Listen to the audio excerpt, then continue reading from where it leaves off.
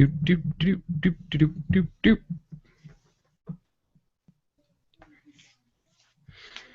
Chris Scalzo here with. Brer Fox, a.k.a. Matt Howell. In this episode of The First Run, Matt and I will be discussing VHS Viral. Sorry. I'm also going to mention a few things about Run All Night, which I got to see, and then Leviathan, the Russian nomination for Best Foreign Film at the Oscars this past year. We'll tell you what's coming up on Blu-ray and DVD. That'll be the March 31st. I was about to say featuring Dave's streaming pick, but unfortunately Dave will not be here this week. So Matt, if there's anything streaming you can think of, feel free to have that pocketed and holstered and ready to go. And then Matt and I will play a rousing round of Who Dat, which is our favorite role-playing game. I have no clips this week because this week was going to be a free-for-all. We're going to talk about whatever we wanted to talk about. And then we lost Dave. Not permanently. He's perfectly healthy. Well, as healthy as Dave is. We're going to talk a little bit about VHS Viral. Let's set the stage a little bit, Matt. This is the third film in the series. We've had three. The first one I thought was really good. And the second one, not quite as good. Some good moments, the highlight being, what is it, Safe Haven from Gareth Evans, who did the two Raid films. And now we are VHS Viral, which is now focused more, I guess, on internet videos. I get the connection. So we have three stories this time. And, of course, there's the wrapping, the, what do you call it? The, what's the word I'm looking for? The overarching story? The base story? Yeah. Okay, the framing sequences, I think, is what it is. There you go. That's better. That's better. Let's pretend like we know what we're talking about. Exactly. So it starts off, right? How's the thing start off, Matt? Why don't you break it down for us? What's our opener? Well, the opener is following a young gentleman and his girlfriend, kind of him being obsessed with recording, and he's recording her a lot and his life a lot, and his whole goal seems to be is to get something on camera that will go viral, and he gets that chance when a chase, I guess a high-speed police chase goes by his house, and he follows them, and craziness ensues. If you can call it that, sure. Yeah. I guess craziness. That's maybe an apt description. We'll get into why. Then you have Dante the Great as our first full segment, which is about a magician and his magic cloak that allows him to do things, and he eventually starts killing people because the cloak needs to feed on souls or people in order to grant its powers. And he runs afoul of a young lady who maybe will turn the tables. The weakest of the three, for me personally, I think, was the cloak one. After that, there's Parallel Monsters, which is about a guy who's able to what does he develop? A machine that lets him go between dimensions. Yeah, it lets him open into an alternate world using the whole kind of multiple universe theory. So when he opens up this doorway, it's the other version of him. But what's different about here is that I guess the religions are different on each side. So on the other side of the universe, or the alternate universe, things are done very differently. Very, very differently. And then there's Bone Storm, which is a bunch of skaters who decide to go down to Tijuana to, skate the righteous tubes. I never skated, so I have no idea what I'm talking about. And then run afoul of a Mexican death cult. You have to look out for those. Yes, they're everywhere. So, yeah. So those are our three. So you want to break down each one? I mean, what did you think of Dante the Great? I've clearly said it's the weakest of the three. And that's saying something, because they're all pretty... They're all pretty weak. They're all pretty weak. Yeah, I think Dante the Great was probably the weakest for me as well. It had Carl from Justified as Dante the Great, and I noticed that, yeah. Which I liked. But I mean, the story was just really, really hokey, and the whole conceit of everybody's being filmed, it's all found footage. The conceit has been stretched pretty thin, but it was really, really thin for this one. I don't know, it just seemed very hokey. It seems like something like you and I could have done, in my basement. That's part of the problem. Is the special effects here really take a hit in this film? Not that they were ever like Stan Winston award-winning type crap before, but this time it's everything seems really done on the cheap now. The Hmm. film barely clocks in at 80 minutes. I guess there was a fourth segment that they excised because it didn't fit the tone of the series or this film, whatever the hell that's supposed to mean. Right. I'm assuming it just wasn't like a cell phone camera, or it wasn't a found footage film like I guess the other ones were, Right. except for Dante the Great Right. or Parallel Monsters. Yeah, I don't know. So yeah, I think it was the weakest. I was happy to see the Justified guy, but that's like the only redeeming thing for me. Yeah, it was pretty weak. I thought Parallel Monsters was pretty interesting. I thought it was an interesting idea, and I think really these vignettes and these films work when they kind of hint at a kind of a larger mythology, if you will. Like it's like somebody put more thought into it, and they may know the answers to things, but they're not telling you. Obviously, there's limitations for how short these vignettes are, but the best ones they've always had seems like there's something more to them, and I think this is probably the only one where I kind of got that sense. Now the execution. The makeup with some of those prosthetics looked absolutely ridiculous. Yeah. But I had to text Chris about this.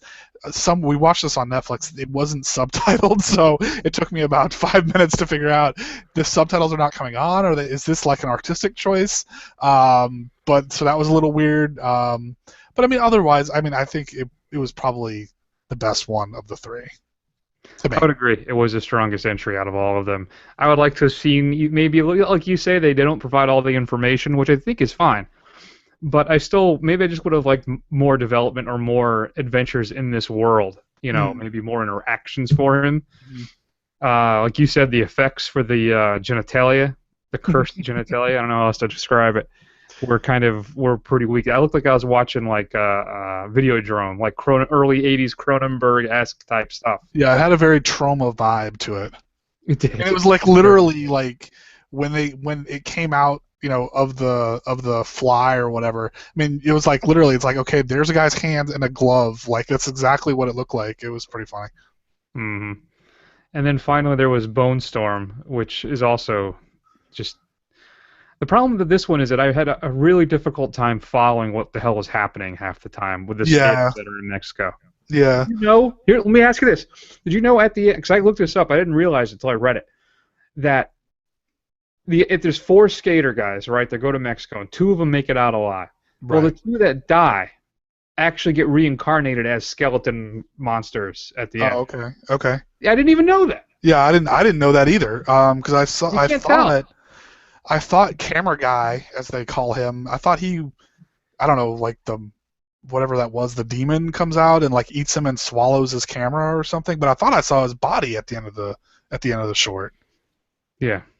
It was, I mean, I'm with you. It was really confusing to watch. I mean, I get what they were trying to do, and I guess, the whole technical aspect of it, seeing their shots of their faces, they're wearing, GoPros on their helmets and stuff. But again, the story, it doesn't make a whole lot of sense. And these things, they don't have a lot of time to build up anything, but it was kind of even hard for me to tell exactly, okay, what are these people supposed to be? Are they supposed to be demons? Are they supposed to be a cult of some kind? Like, what is this that's going on? And they just did not do a very good job of conveying exactly what was going on.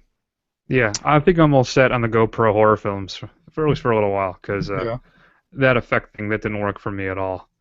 It had a very vertigo-inducing thing going on. The only thing that I think may have been redeeming about that segment at all would be kind of the reminder of the tombs of the Blind Dead. Do you ever see the Blind Dead films, the Spanish horror films? It's a grouping of Spanish horror films, I think from the 70s, and it's basically it's a bunch of monks that are zombies and they're all blind, so they kind of fumble around and feel around. They all have cloaks and beards, because I think they were all Knights Templar or something like that.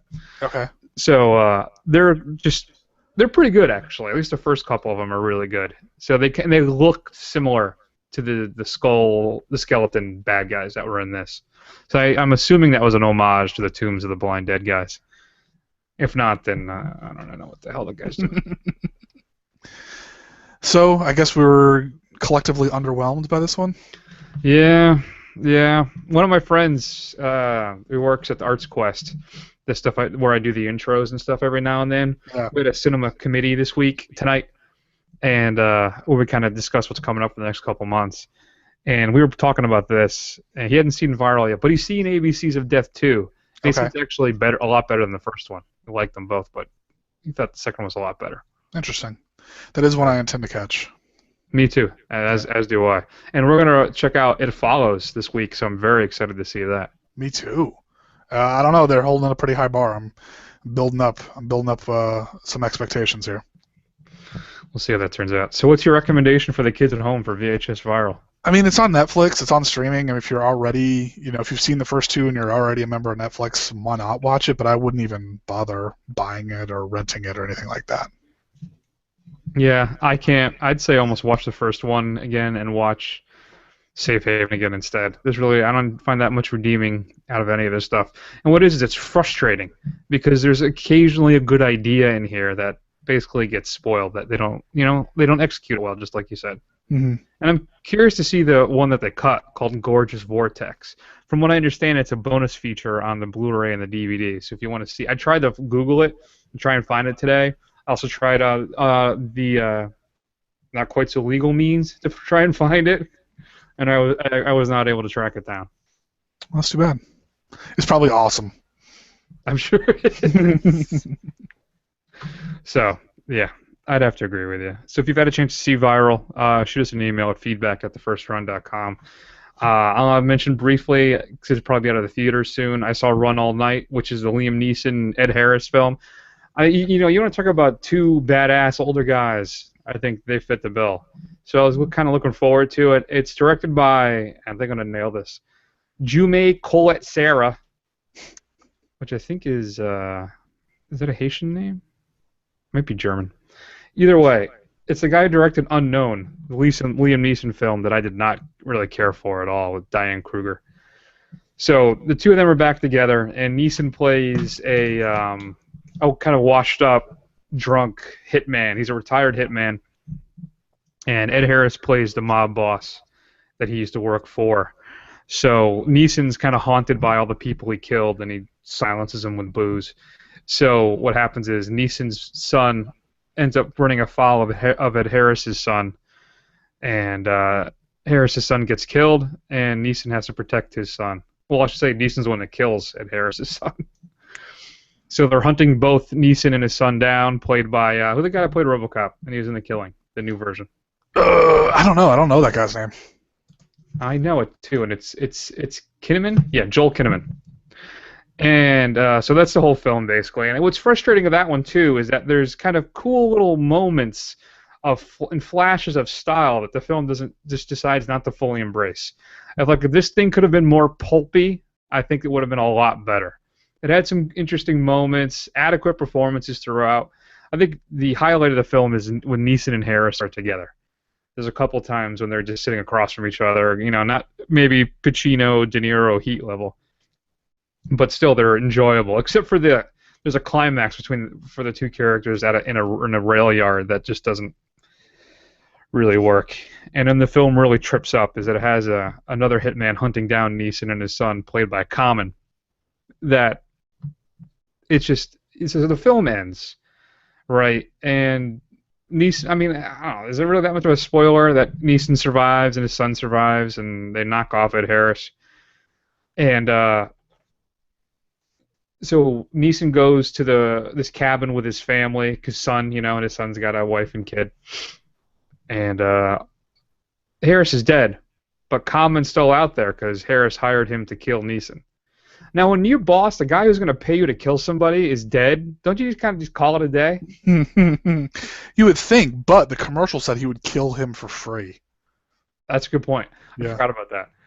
So it has the obligatory, when everything seems okay, Common shows up at the cottage to kill everybody, and it's so painfully obvious that it's coming, and it's just when it happens, it's really when the film kind of fell into cliche for me. I just think it could have. There's a better, deeper film in here somewhere, with Neeson's performance as the washed-up hitman, regretting everything he's done. I think that would have been a much more interesting film. Throw it in the hands of Nicholas Winding Refn, have it be kind of a contemplation of that, almost like I got a weird kind of samurai Ronin feel out of this thing. You know, if they really embrace that, I think this film could have been really good. Just some bad choices. Well, it's disappointing, but I'm not surprised. There you go. And then finally, I want to tell you about Leviathan, which was Russia's nomination to the Oscars for Best Foreign Film this year. Matt, this is a devastating 2 hours and 20 minutes. It's basically an allegory for what it's like to live in Putin's kleptocracy.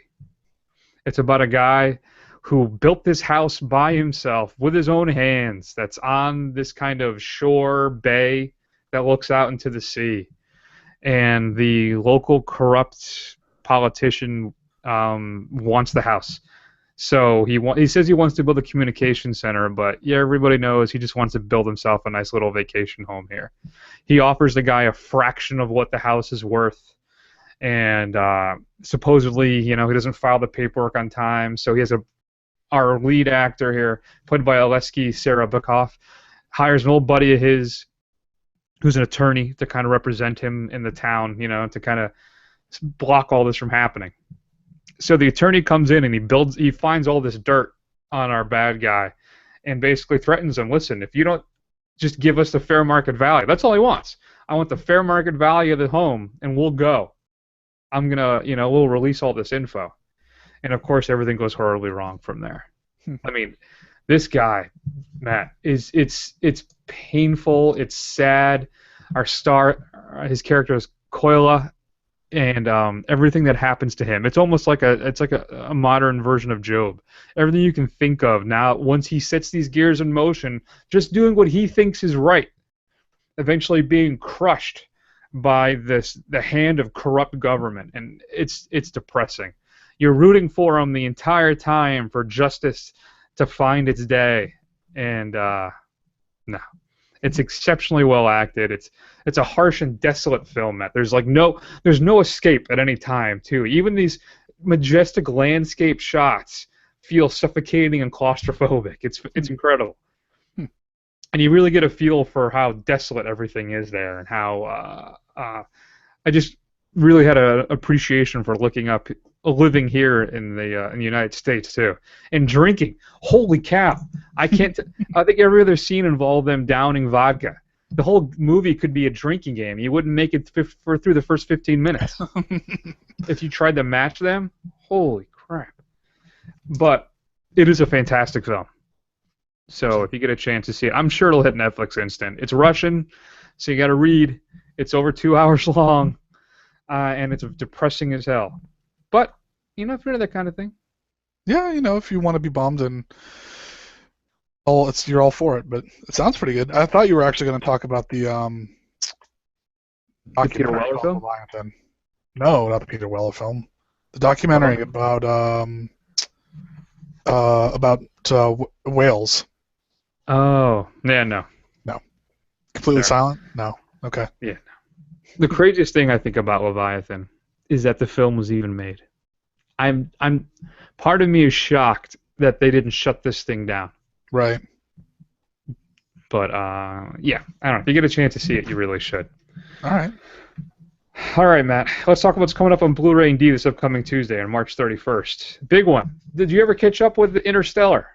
I did. I did watch it. Yes. So what's coming out? Did you know they're re-releasing it in the theaters, like a one-day event where they're going to have tacked on information about the science of everything? No, I did not know that. Yeah, okay. I'm kind of curious to check that out. I read too. Do you know the original ending of Interstellar? What happens? I did. I read that as well. Why don't you fill us in? Basically, what the wormhole closes, and he doesn't get back, and the info, or they're not even sure if the info gets back. He doesn't get to go meet up with Anne Hathaway and make space babies. None of that stuff happens. No love conquers all narrative? No. That's right. The whole thing, the whole conceit of the end of the film is gone too, right? Yeah. And what's interesting to me is that that whole last conceit about love is actually constructed by Christopher Nolan, chilly Christopher Nolan. His brother wanted it to be a little more of a downer, so it's a little interesting tidbit.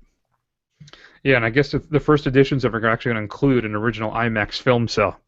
Interesting. this first grouping, you'll be able to get that. You get it from Walmart, you get a 48-page art book. Best Buy has a bonus making of feature, and Target gives you a steel book. The 2-disc set, and let's see. There's a bunch of special features.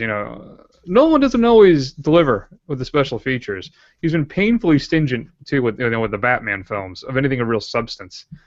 But there's a lot here. So if you're a fan of Interstellar, you should pick that up. The Imitation Game is being released as well. Matt, did you ever see The Imitation Game? I have not. Good, not great. Includes a Blu-ray Ultraviolet. There's a special commentary, making of, and some deleted scenes. Reese Witherspoon's Wild, which is a fantastic film about the woman who, the drug-addled, kind of always messed up, so decides to hike the Pacific Coast Trail, kind of find herself. That's getting released. That's really good as well. Includes some deleted scenes and a bunch of special features on the making of the film and an audio commentary. Wild Card, Jason Statham is back. Includes some featurettes. If you're a fan of Statham, you may want to check this out. Includes commentary by director Simon West, which may scare you away. Director Simon West. And stay to the end of the show. As always, we have a stinger, and I have a very special Wild Card stinger for you today. The Rewrite, a film starring Hugh Grant. It's Once Upon a Time. He plays a guy named Keith Michaels. He's an award-winning Hollywood screenwriter, but divorced, and a string of unsuccessful films have left him with nothing but bad debts and blank pages. So when his agent arranges a job as a guest screenwriter professor at a remote university in upstate New York, the desperate Keith can't say no.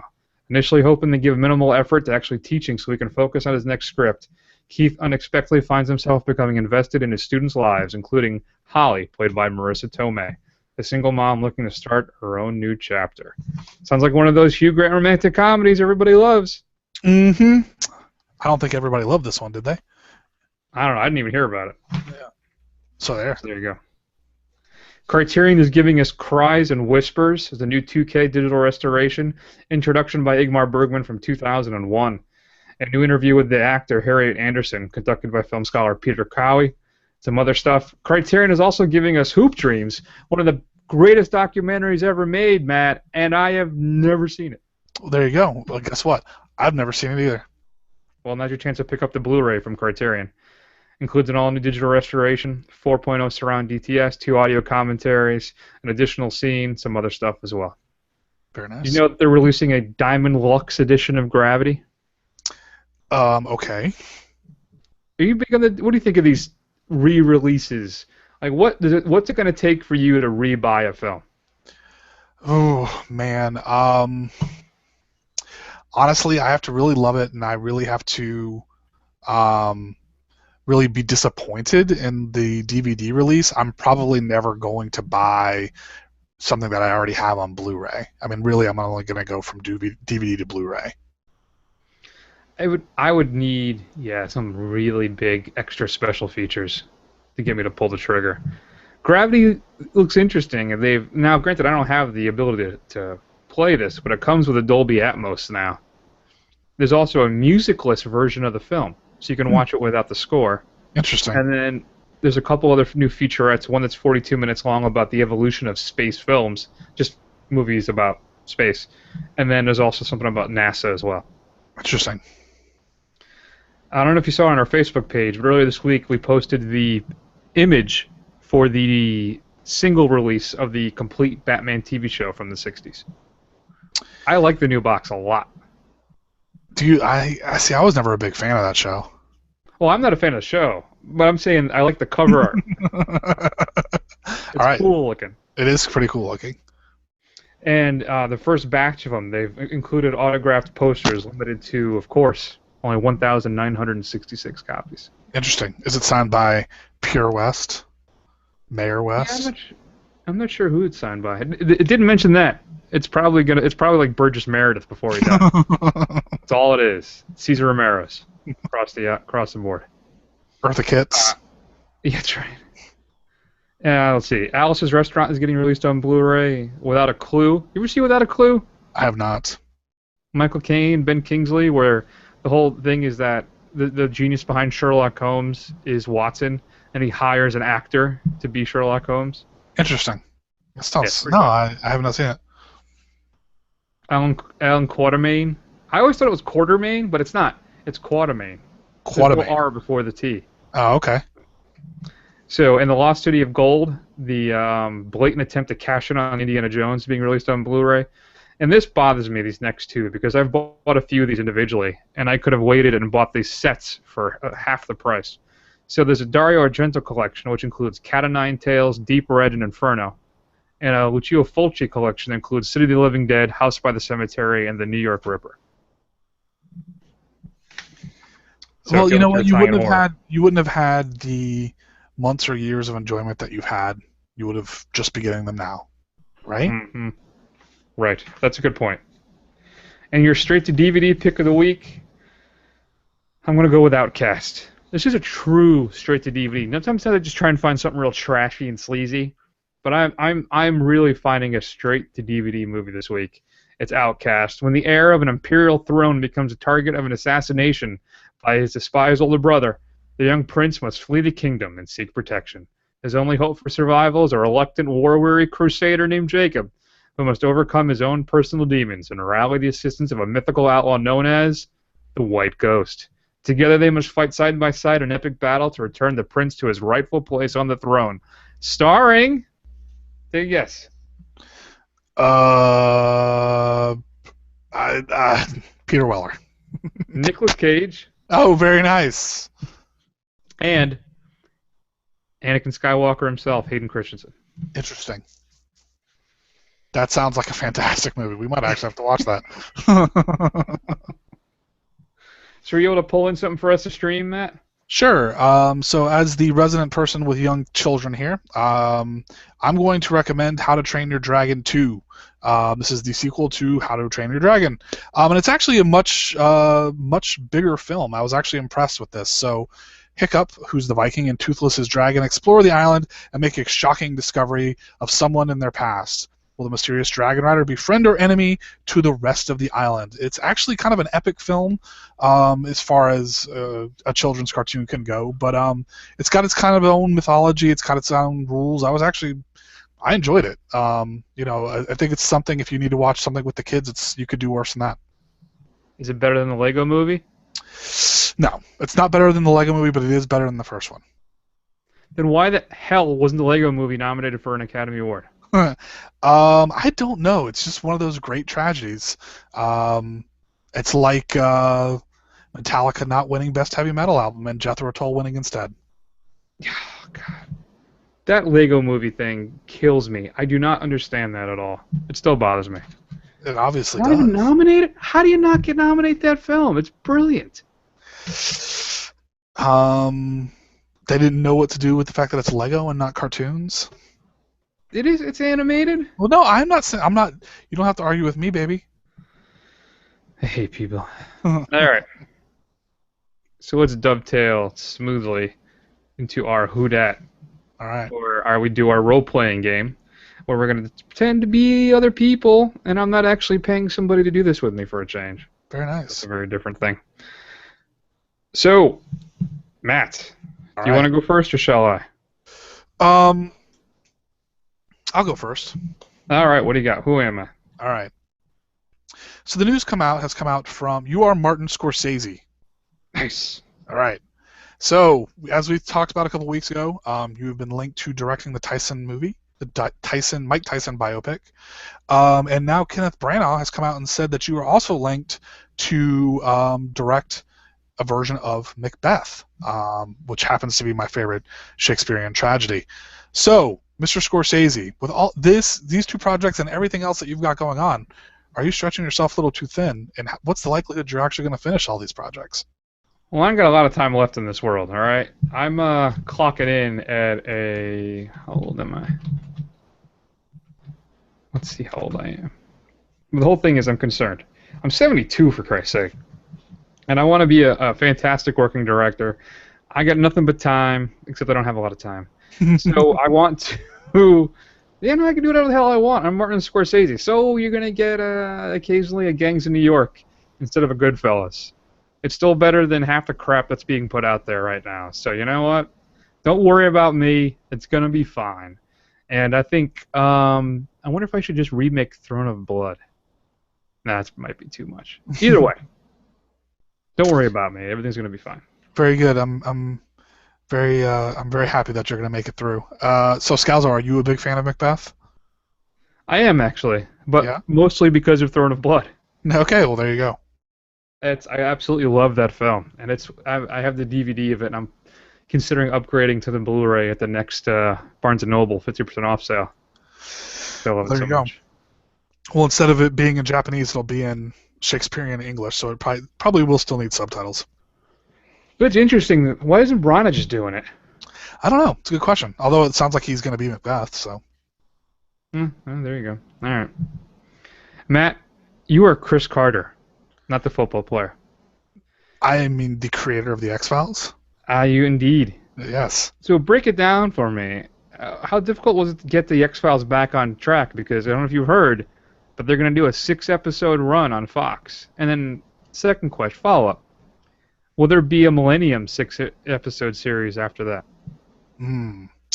Well, it was hard. I've always wanted to bring back the X-Files. David Duchovny and Gillian Anderson have obviously had grown tired of the work that we had produced. And if I'm being honest, the last season of those 2 movies were not very good. And I acknowledge that the entire Alien storyline didn't really go anywhere. But we're now in a whole renaissance of serialized TV, and genre TV is bigger than it ever has been. So I'm very confident that this is going to be just the right nuggets of 6 episodes. And I'm going to make the prediction now that this is going to be, as me, the creator, because so obviously I know this, would be that this is going to be a serialized arc, as opposed to a bunch of Monster of the Week standalones, since it's only 6 episodes. Go ahead. So that's great, but my concern is I'm done with the Smoking Man alien stuff. If Yeah. you can give me a concise 6-episode arc of a case and not some grander scheme or conspiracy, then I'm in. If I gotta go back, because I'll be honest with you, I only watched the first couple seasons of that show. I never really got into it. Okay. And I never really cared too much about the alien Smoking Man stuff. I never did. I was more involved or interested in the case of the week's, the procedural part of everything. So if you can give me a big bombastic 6-episode run of that, then I'm all in. All right. Well, I'm gonna make it like I'm gonna copy True Detective. It's going to be an FBI supernatural True Detective. So I hope I instill you with confidence. That does sound pretty good. Yeah. As far as whether I'm going to bring Millennium back, no, Lance Henriksen, he turned me down. I already asked. But we're going to bring back the Lone Gunman instead. Right, smart. What do you think, considering his last few years, his last couple film runs, this is just totally off topic. How do you think our boy Vince Vaughn's going to do on season 2 of True Detective? I don't know. I was so impressed with True Detective, the first run of True Detective, that I'm giving the show creator, I forget his name, is it like Nick Pelosi? I'm giving him all the benefit of the doubt in the world, so we'll see. I mean, I think Vince Vaughn, he's going to be able to play kind of a world-weary drunk, because that's basically what I feel like he is in real life, so I think he'll be able to pull that off. Fair enough. All right, what do you got? All right, so you are Garth Ennis, the comic book writer of Preacher. So Mr. Ennis, we've cast three of the principal leads of your show, of Preacher, the adaptation, that's being written by Seth Rogen and his partner, who I forget, Evan Goldberg. Thank you. So, how do you feel about this adaptation? How close do you think it's going to be to your actual vision of the comic? What do you think they're going to exercise? Well, I'm excited because it's supposed to be on, AMC, right? Correct. So I think they can go pretty much all out. I'm concerned, though, that they may temper some of the religious stuff. They're going to have to get rid of some of it. They have to. I'm sorry. I'm not talking as Garth. He's Irish, right? I'm not gonna I believe so, yes. Yes. I'm not going to try. So, do your Connery instead. But that's Scottish. Yeah, well, close enough, right? I mean, whatever accent you can pull off. So no, I think no. Listen, it's AMC. We're gonna be able to do a lot of what we did in the comic. Some of the stuff, obviously, we just can't pull off, or we'll do modified versions of it. The fact that they've cast and are going to include our space, I think, should let some of the fans feel okay. You know that we are going to go forward. Now, is it going to be because of Kurt Cobain? I don't know if the timing of that really works anymore, but still, I think everything's going to be fine. You're going to enjoy it. Look how violent The Walking Dead is. I mean, that show. That last week, Definitely. some gratuitous Exactly. deaths on that one. Although, do you think they're going to tone down the racism a little bit with some of Jesse's family members' plot lines? No. I mean, well, maybe a little bit, but I think they're still going to embrace it. And I think the casting of Ruth Negga as Tulip may add an extra dimension to that, because in the comic, remember, she was pretty Aryan. Mm-hmm. And Ruth Negga is not, from the Scandinavian area. So I think that may take on an extra added dimension for Jesse as well. So no, I think they're going to incorporate all of that stuff. I'm curious how now, I guess talking of myself again, how they're going to come up with the fact of what the Word of God is, how it all develops. Considering in the comics, it's when an angel and a demon get down. Yeah, they bump uglies. So I don't know if they'll still do that, but it's AMC. Show it at 10 o'clock. And slap on a TV 14 and some warnings. You should be all right. TVMA. I don't know. And as Garth Ennis, I know that Rogan and Goldberg are very serious and dedicated to the original source material. This is not a Constantine. It's not one of those scenarios where they're just jumping on the comic bandwagon because they know it can make money. These are people that are actually invested in it, so I think it's going to be okay. All right, very good. Although I do think, just to sidetrack here, I thought Constantine got a lot better just somehow when he started smoking on camera. That made me feel a lot better. It did a little bit. Yeah. It still should be on HBO. Yeah. So, all right, what do you got for me? You're Kevin Smith. Oh, boy. Sell me on Mallrats too. All right, man. Well, what's not to like about it? I mean, I'm getting the band back together. I got Jason Lee coming back. I've got obviously, is Ben Affleck coming back in this thing? I don't even know. Yes, Ben Affleck's coming back. There's a promotional picture of Michael Rooker and Jay, Silent Bob, and somebody else. I mean, doing the whole two signs. So. All right, well there you go. So I think it's gonna be awesome. I mean, malls are super relevant these days. This is a movie that brought snoochy boochies to the lexicon that the kids are using still to this day. So it was a reference to an Archer just last week or the other week. Was there? I missed the Snoochie Boochies. I'm gonna have to write those guys a letter thanking them. Yeah, I think it's if I'm trying to sell you as Kevin Smith, I mean it's gonna be wild off the wall. I haven't done a comedy in a long time, so I think that this is gonna be right what my fans have been clamoring for after my semi-serious horror movies and things that I didn't write for my last 3 films. I'm more excited about Clerks 3 because I, unlike some people, really like Clerks 2 a lot. And but I was never a big fan of Mallrats ever. I don't know, maybe I gotta watch it again, but I just was never a huge fan of that film, so I'm not really that invested in seeing a sequel.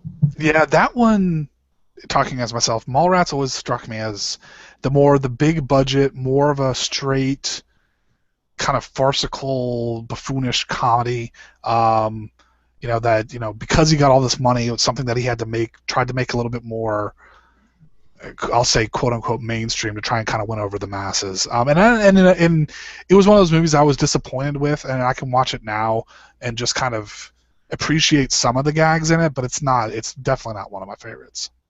Yeah. All right. What do you got? So you're the ghost of Bruce Lee. All right. I'll try not to do a bad Asian impression too and really upset people. All right. Do your Connery.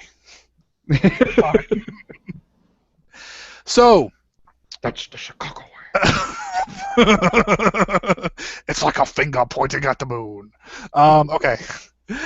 So it's been announced that Ip Man 3, which apparently is about someone who you studied martial arts with, loosely based on an actual person, is going to include you in it as a CGI character. How do you feel about that, Mr. Lee? I'm dead. What do I care? You got my son. Oh! Oh! No. Burn. You know, as a dead person, I'm okay with it because there'll be some money going to my family. So there'll be some residuals. My question, are they completely generating me, or are they just pulling stuff out of old films and kind of inserting it in? I think they're doing what the Hollywood body double thing they're doing. So they'll have an actual body and they're going to digitize a face onto a body. I can tell you, the first Ip Man film was really good. Okay. It was on Netflix for a while. It still isn't. Same with the second one. It's not. I don't think it's as good, but it's still good. Okay. So interesting. But as Bruce Lee, yeah, I don't know, live and let live, or I guess I shouldn't have said that. But it's. I think it's fine. I go back and forth on this stuff. As Bruce Lee, part of me wants to say, you know what? I don't know if I want to mess with my aura and my legend. But then I don't know. Was he really that kind of egotistical and so concerned about legacy? I don't know. I don't think he was probably, but it just kind of screams of, if they had gotten just an actor and just said, okay, you're Bruce Lee, be Bruce Lee, but the fact that they're digitizing his face in there just seems kind of like a weird cash grab to me. That's true. Yeah, you know what? You're right. I hate this. And Mike Tyson's in it too, as a street fighting boxer. Is he really? Yes, he is. Just get Young Kim to play me, I guess, or something. No digital crap. There you go. There's no reason. It's a good point. There really is no reason to do that. You can just have somebody play him. Right. Exactly. I think where I get stuck is when I think about. I was just thinking about this the other day. A little while ago. Queen was totally different, but Queen was touring the U.S., right? They haven't been here in years. And they're here with Adam Lambert. Right. And I'm thinking, I don't want to pay $150 to see Brian May and Roger Taylor, because really, Queen, when you think of Queen, you think of Freddie Mercury. Mm-hmm. Even though they all wrote great songs, every one of them. Then I was thinking, I wonder, if they toured with a Freddie hologram, would I go to see that? And how much would I pay? That'd be weird. I think so.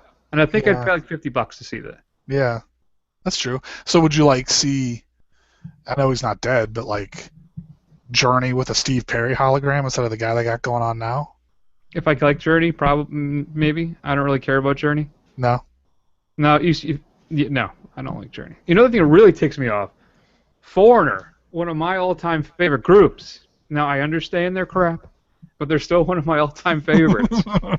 They were just here a month ago, right now. But the original lead singer, Lou Gramm, hasn't been with them in years. And as far as I'm concerned, if you don't have Lou Gramm, you don't have Foreigner. I understand Nick Jones wrote half the songs with him or on his own with Lou Gramm, and he's always been the driving force. He formed the band to begin with. He's the one that found Lou Gramm and put everybody together. I get that. But they've been touring now as a Foreigner cover band where Mick Jones is old. He's older. Mm-hmm. He doesn't even tour. He doesn't even do the shows anymore. Mm-hmm. Jones isn't even there now. So now they are really just an officially endorsed cover band. And they are playing at the casino here, and they wanted $150 a ticket. I'm like, are you high? You don't even have Lou Gramm there? You don't even have Mick Jones? You got a whole bunch of people that are in other groups? Not a single member of the original Foreigner is in there, and you want me to pay $150 for that? And to hear an 80-minute show where you're just going to play the same damn songs you've been playing for 20 years? They're basically just the greatest hits. No, absolutely not. And that's the challenge, though, because you go and you see those guys, and let's say the bands are still together. So let's just say Lou Gramm was still with him, or even Freddie Mercury was still alive and was touring. Singers, they don't sound the same. I mean, listen to Robert Plant. If I went and saw Led Zeppelin, if the whole surviving lineup got together, he's not gonna sound like he used to sound. Like Lou Gramm is not gonna sound like he does on the Foreigner records. So it's not even gonna be the same for you anyway. Other than the fact that, hey, that's the guy who I'm gonna listen to this on my iPod and just play along and sync it, so it seems exactly right. But I'm more forgiving because it's Lou. There you go. You know. So I understand. Lou had like an aneurysm, not a brain, he had a brain tumor too that they took out, and so he sounds better now than he did 5 or 10 years ago. But you're right, he doesn't sound like he used to. Plant doesn't. That's the other thing. Pixies are coming back around, and I'll just wait for tickets for the Pixies in Philly. They got to play Philly. Right. Oh, they are, but they're opening for Robert Plant. Really? So it's got to be like a $200 ticket. Yeah, it's super expensive. Yeah. So now I'm like, well, I don't want to spend that much. And honestly, I don't know if I need to see Robert Plant play a bunch of stuff off of his new album. I don't know if I care. Right. Maybe hear 3 Zeppelin songs, and maybe he'll play like Tall Cool One or other stuff that I know from his solo career. 29 Palms. I don't know. Right. So and the fact that the Pixies will play for like a half hour. Yeah. And that's who I want to see. So maybe I'll go see him in New York or something instead. There you go. Because I haven't seen the Pixies with the new album. Anyway, here on our movie show, we've kind of descended. And I just kind of go also off the rails here. This can be cut. Yeah. That's fine. But I see here in our Google Hangouts that you've got Iggy there and you've got Doolittle there, and then underneath that, I'm sure, is your Asia poster, right? Is it Asia? No, it's Queen's News of the World. I forget. Because I love the album cover. I forget what show I was watching. I want to say it might have even have been Archer, where somebody, I think like Cyril, they pull up a framed Asia poster of the same one that you got, and they go, "Did they laugh you out of the frame store when you brought this in?" And I'm like, Pia Scalzo. Listen, people don't know. I used to have, my bathroom was 80s themed, so I had Asia album framed, I had Let's Dance, the Bowie album, I had George Michael's Faith, and there was that it? I think it was just those 3. Yeah, that was a pretty small bathroom. I think that was it. Yeah.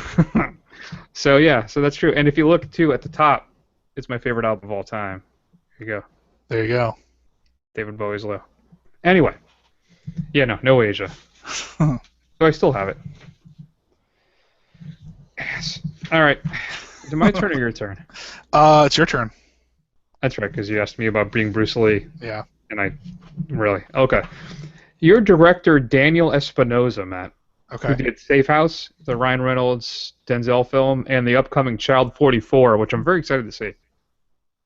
You're heading up the WB's, I shouldn't say that, Warner Brothers, top secret sci-fi action film Morning Star that nobody knows anything about what it's about.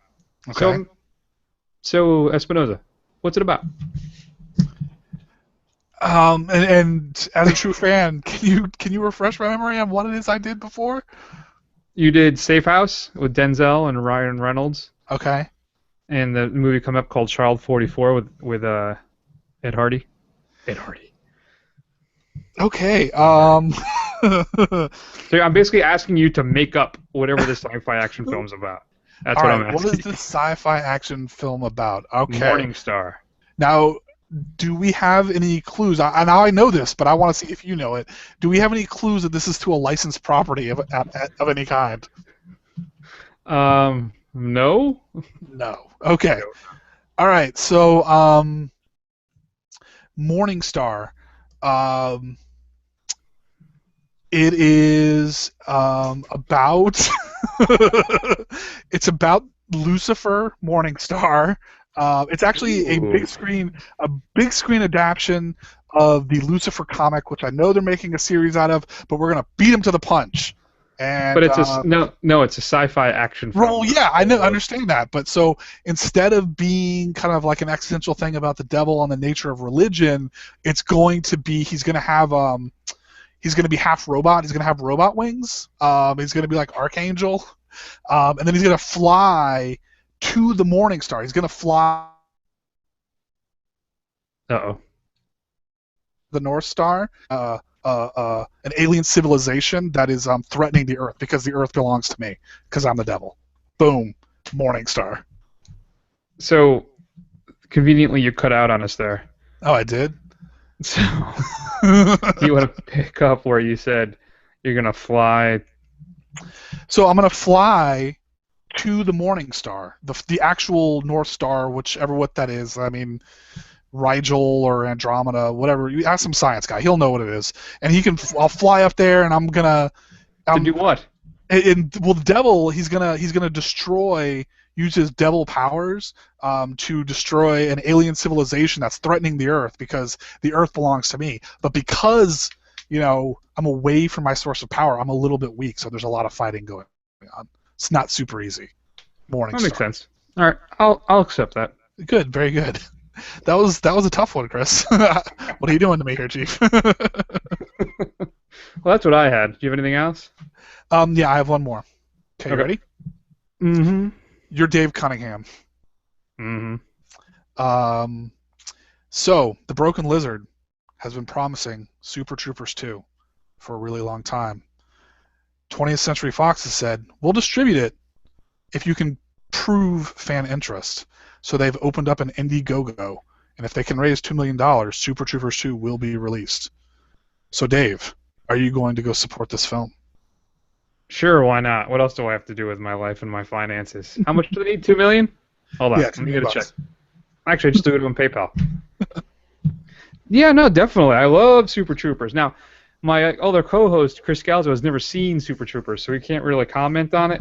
Interesting. But as Dave, I'll tell you that the film is an all-time classic. One of the greatest films ever made, up there with Citizen Kane and Debbie Does Dallas. I mean, there were just few films that I watch routinely over and over again, and one of them is Super Troopers. I just love the comedy with the cops and the mustaches, and there's an Indian guy and a heavyset guy, and I think it's absolutely hilarious. So yeah, we'll get at least $10-20 out of me.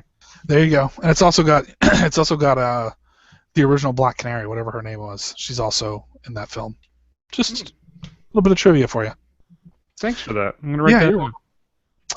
Yeah, Super Troopers to me was one of those movies. If I'm being honest, Dave, was one that I didn't like very much when I first saw it. But it's one that's kind of grown on me as I watch it more. It's an okay movie. It's okay. It's okay. Fair enough. So are you gonna donate? No, hell no. Come on, you got lots of extra cash lying around. You got only See, one kid. they have made $825,000 in 8 hours since the logo has been up.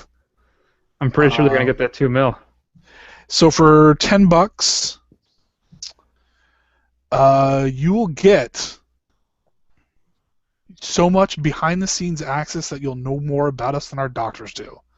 Plus, we'll send you a sweet digital mega script, which includes our final shooting script, set photos, and a whole bunch of handwritten jokes and anecdotes in the margins, and we'll thank you on our website. That is for $10. That's what you get. And then for the absolute top of the top, at Jesus, okay, $35,000. You'll be a producer, and I'll have to go back and read what that is, but you'll get to keep the patrol car that they use in the movie. And if they raise enough, they might even fly you out to be in a chase scene. They'll sign the car. They'll get you some comedic vanity plates for yourself, like Muff Diver, MUFFDVR in Vermont. And then you can drive it home. So there you go. For the low price of $35,000, you can be an extra, get a producer credit, and a used police car. Fantastic. That sounds wonderful. And interestingly enough, somebody has already bought out the one $10,000 level of getting to be an actor in the film, a speaking role. Okay. That's good. I'm trying to update my logo here and it's not working. Yeah, I don't know. Have you ever contributed to any campaigns like that? No, I haven't. A lot of times I'll consider doing it for like video games and stuff because a lot of times they'll give you early access, but especially with movies and video games, kinds of things I would contribute to. You hear all these horror stories where they take the money and they never finish the project, or they'll abandon it and go to a different project. And like, there's not a whole lot of control over, they said they're going to do these things with the money, but there's really no way to kind of go after them if they don't do those things, Mm-hmm. That's a good point. I think all I've done is donated to a couple albums of people that I've met to help them make the CDs. That's been about it. Yeah. And it's worked out fine. There you But go. yeah, interesting. Good times. All right. So, any Who Dats you want to send us? Shoot us an email, feedback@thefirstrun.com. Next week, I got to tell you, Matt, I'm a little torn about next week. There's a couple things I want to do. We're going to see It Follows. I don't know. Get Hard has abysmal reviews, but I love Will Ferrell, so I don't know if I'm going to still try and see that. And then finally, I really want to see Zombievers. What? There's a horror film called Zombievers. Is that about what I think it's about? No, it's about No. zombie beavers. Don't be inappropriate. They're ferocious, Matt. They're furry, and they're zombievers. The trio of sexy college girls arrive at a remote cabin for a weekend getaway. Their vacation is quickly jeopardized by a hungry bear, a menacing hunter, and the girls' own party-crashing boyfriends. However, these preliminary disturbances are nothing compared to what lurks in the lake by the cabin. The result of a local chemical spill, a horde of bloodthirsty, zombified beavers close in on the unsuspecting co-eds. It's got, from what I understand, a reasonably high score on Rotten Tomatoes as well. So Interesting. Well, you enjoy that. it's only $5 on iTunes. Only. Steal. 65% on Rotten Tomatoes right now. There you go. It's probably all genre critics. Anyway, no, it's not. So anyway, that's the big show for this week. Check us out on YouTube. We're also going to be on Facebook and Twitter. Just do a search for The First Run. Don't forget to check out Dave's Briar Rabbit channel on YouTube. Every Sunday at 6, he streams his live show. So if you're in the video games, you should definitely check that out. I was going to ask him about the Arkham Knight delay. Again. This time, though, only 2 weeks, so I guess it's not that bad. So anyway, that's the big show for this week. Matt, thanks for joining me. It's always good to see you. It's always a good pleasure. And we'll take an extended break. We'll see you all in a week.